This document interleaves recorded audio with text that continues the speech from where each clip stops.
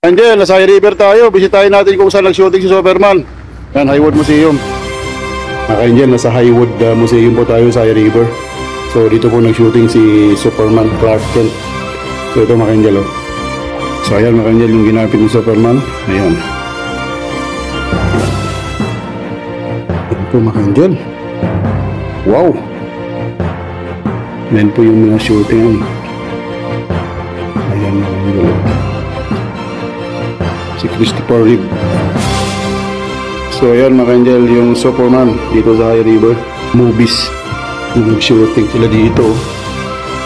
Ayan mga Angel, oh.